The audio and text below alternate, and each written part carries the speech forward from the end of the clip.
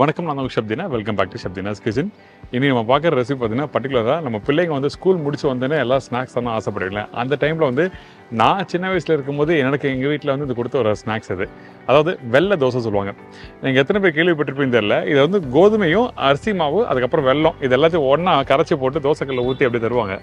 இது வந்து மெலிசாவும் கொடுப்பாங்க, அப்புறம் வந்து கொஞ்சம் திக்காகவும் தருவாங்க. ஸோ இந்த மாதிரி பண்ணித்தர ரெசிபி ஏன் நம்ம பண்ணக்கூடாது? நம்ம சின்ன வயசில் சாப்பிட்ட ரெசிபி ஆச்சு. ஸோ அதனால தான் இன்றைக்கி இந்த ரெசிபி உங்களுக்கு பண்ணியிருக்கேன்.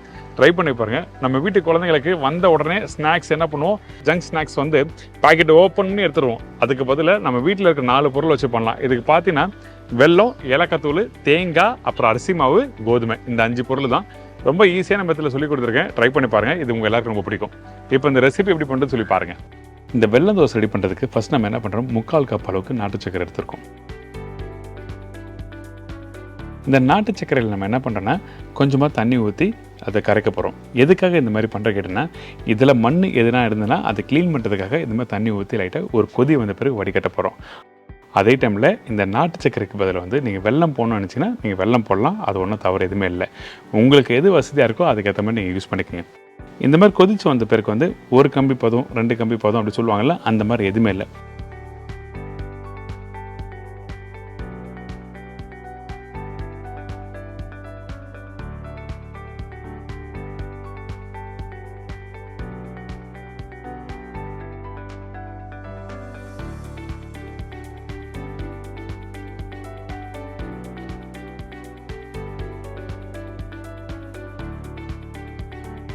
ஒரு கொதி வந்த உடனே இந்த மாதிரி வடிகட்டி எடுத்து நல்லா வடிகட்டுருங்க.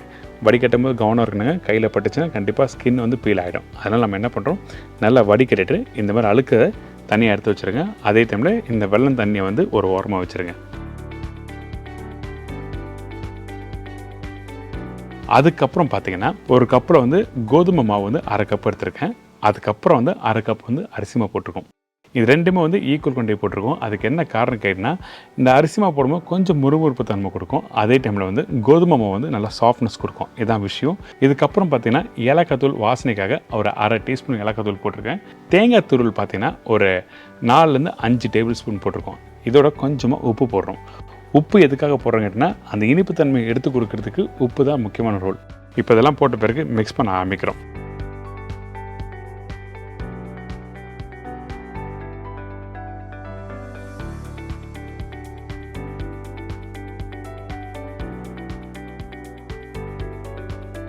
அந்த உப்பு, அந்த ஏலக்காத்தூள், தேங்காய், இந்த மாவு நல்லா மிக்ஸ் பண்ணி எடுத்திங்கன்னா இந்த மாதிரி இருக்கும். அதுக்கப்புறம் நம்ம ரெடி பண்ணி வச்சுருக்க சிரப்பு, அந்த தண்ணி இருக்குது பார்த்திங்கன்னா, அந்த தண்ணியை இந்த இடத்துல ஊற்றுறோம். இப்போ இதெல்லாம் போட்ட பிறகு மிக்ஸ் பண்ண ஆரம்பிக்கிறோம்.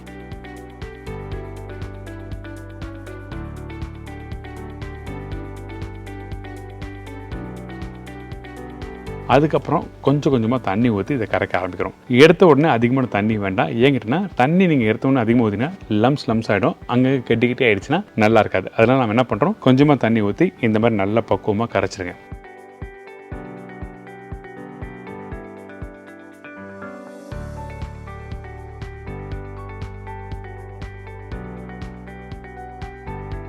கரைச்சி முடிச்ச பிறகு திருப்பியும் தண்ணி ஊற்றி நீங்கள் வீட்டில் தோசை மாவு பக்குவத்தில் கரெக்டாக கரைச்சி எடுத்தணும். தோசை மாவு கரண்டியில் எடுத்தால் இப்படி மெதுவாக இறங்கும்ல, அதே மாதிரி பக்கம். இல்லைன்னா நம்ம channel already western pancake எப்படி பண்ணுறது கொடுத்துருப்பேன். அந்த பேன் கேக் மாவு கரைக்கிற பக்குவத்துலேயும் நீங்கள் கரைச்சிக்கலாம். சரிங்களா? இப்போ இந்த மாதிரி கரைச்சிட்டு அதுக்கப்புறம் தோசைக்கல் நல்லா சூடு பண்ணி அதில் 1 டீஸ்பூன் நெய் போடுங்க. நெய் போட்ட பிறகு லைட்டாக மெல்ட் ஆகும். அதுக்கப்புறம் 1.5 கரண்டி மாவு எடுத்து அதை அப்படியே கொஞ்சம் ஓரளவுக்கு திக்காக ஊற்றி எடுத்திங்கன்னா உங்களுக்கு ஒட்டாமல் பக்குவமாக வரும். இந்த ரெசிபியை நீங்கள் வீட்டில் மார்னிங் பிரேக்ஃபாஸ்ட்டும் பண்ணலாம், லஞ்சும் பண்ணலாம், டின்னரும் பண்ணலாம். ஏன்னா எப்பவுமே சாப்பிடக்கூடிய ஒரு முக்கியமான recipe, all time favourite recipe. Once நீங்கள் பண்ணிட்டீங்கன்னு வச்சுங்க, எல்லாரும் வந்து 2 தரமாட்டாங்களா 3 தரமாட்டாங்களா கேட்பாங்க. அந்தளவுக்கு ஒரு சூப்பர் ரெசிபி.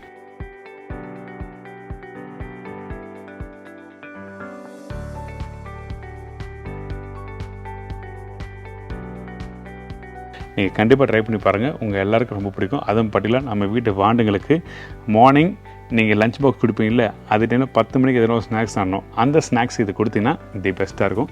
ட்ரை பண்ணி பார்த்துட்டு ஃபீட்பேக் கொடுங்க.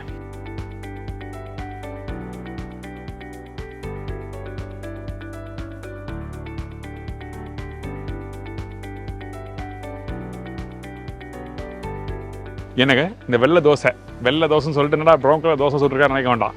இது வந்து அந்த பக்கம் பார்த்தீங்கன்னா அந்த வெல்லம் போட்டு பண்ணுறதுனால தான் அந்த வெள்ளை தோசை சொல்லுவாங்க.